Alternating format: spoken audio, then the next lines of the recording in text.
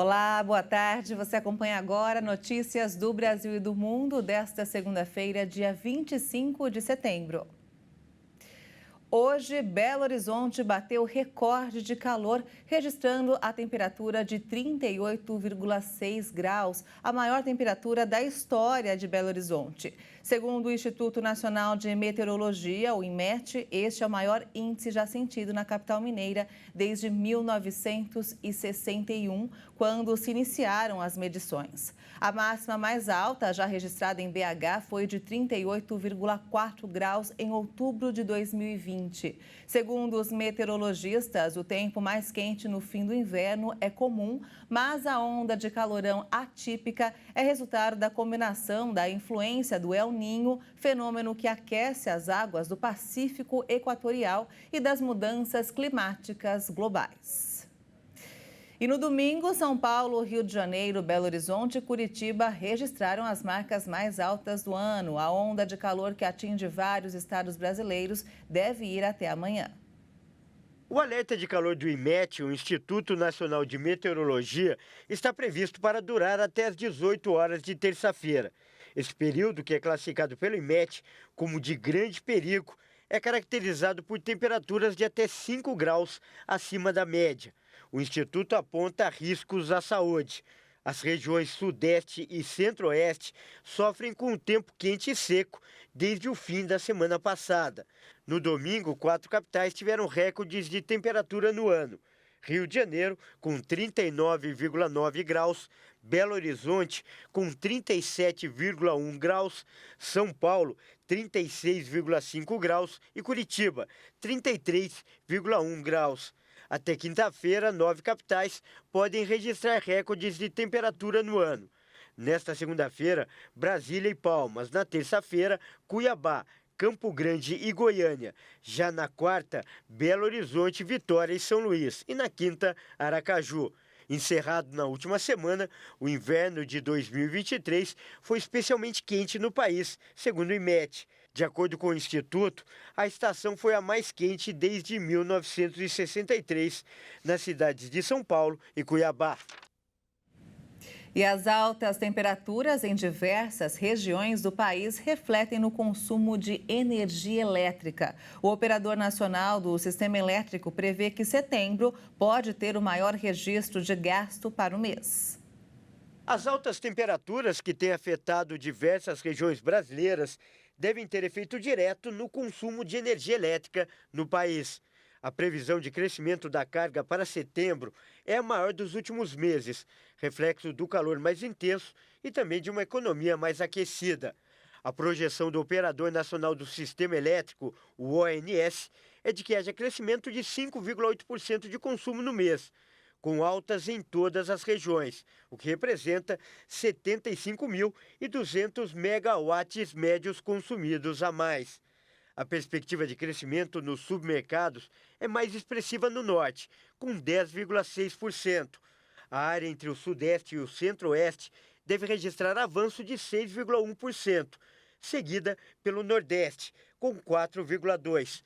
O sul, que vem enfrentando um período de fortes chuvas, fica em último lugar, com 3,8%. Os percentuais comparam os resultados para o final de setembro de 2023 em relação ao mesmo período do ano passado. O boletim ainda traz análises sobre a energia armazenada, indicando estimativa de que continue acima de 70% em 3 submercados para o fim de setembro. O dado é significativo, visto que o período tipicamente seco está próximo do encerramento. E falando sobre economia, mais uma vez o mercado financeiro elevou a projeção de crescimento da economia neste ano. Já a previsão de inflação se manteve estável. Pela quinta semana seguida, a previsão dos economistas do mercado financeiro para o crescimento da economia brasileira subiu, passando de 2,89% para 2,92% neste ano. A estimativa está no Boletim Focus, divulgado semanalmente pelo Banco Central. Para o próximo ano, a expectativa para o Produto Interno Bruto é de crescimento de 1,5%. Superando as projeções do mercado no segundo trimestre do ano, a economia brasileira cresceu 0,9% na comparação com os primeiros 3 meses de 2023, de acordo com o IBGE. O PIB acumula alta de 3,2% no período de 12 meses. No semestre, a alta acumulada foi de 3,7%. Já a previsão para o Índice Nacional de Preços ao Consumidor Amplo, considerada a inflação oficial do país, permaneceu estável em 4,86%.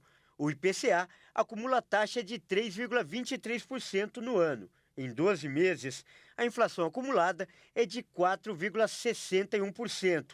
Para 2024, a estimativa de inflação ficou em 3,86%. A projeção para este ano está acima do teto da meta de inflação, que deve ser perseguida pelo Banco Central, com limites entre 1,75% e 4,75%. E para 2024, também está acima do centro da meta prevista, fixada em 3%, mas ainda dentro do intervalo de tolerância de 1,5 ponto percentual. Para alcançar a meta de inflação, o Banco Central usa como principal instrumento a taxa básica de juros definida em 12,75% ao ano pelo Comitê de Política Monetária. O comportamento dos preços fez o Banco Central cortar os juros pela segunda vez no semestre. Para o mercado financeiro, a Selic deve encerrar 2023 em 11,75% ao ano. Para o fim de 2024, a estimativa é que a taxa básica caia para 9% ao ano. E olha só, nos destaques internacionais, em meio a disputas internas do partido, o ex-presidente da Bolívia, Evo Morales, anunciou que vai disputar as eleições de 2025 no país. Ele afirma que tem sido atacado por membros do governo. O líder indígena e ex-presidente de esquerda fez o anúncio nas redes sociais, argumentando que tomou a decisão por causa dos ataques do governo e do herdeiro político Luiz Arce. Morales governou o país durante 3 períodos, de 2006 até 2019, quando uma tentativa de manutenção na presidência causou uma revolta liderada por setores conservadores que terminou na destituição do líder socialista. Ele foi acusado de ter vencido as eleições de maneira fraudulenta, mas a acusação não foi comprovada. Morales se exilou primeiro no México e depois na Argentina, onde fez campanha para que o movimento ao socialismo ganhasse as eleições de 2020 com Arce. Apesar disso, nos últimos meses, o ex-presidente acusou os ministros de governo de liderarem ações políticas contra ele e de tentar envolvê-lo em casos de corrupção. A disputa interna no MAS tem como pano de fundo quem vai ser o candidato do partido. Apesar disso, o presidente Luiz Arce afirma que a reeleição não está em pauta. E olha só, a greve dos roteiristas de Hollywood já chega a 4 meses. Um verdadeiro longa-metragem que, ao que tudo indica, está perto de um final feliz. Um acordo foi anunciado hoje entre os roteiristas e os estúdios para acabar com a paralisação. 100 days longer! O Sindicato de Roteiristas dos Estados Unidos e os estúdios de Hollywood alcançaram um princípio de acordo que pode acabar com a greve de vários meses no setor.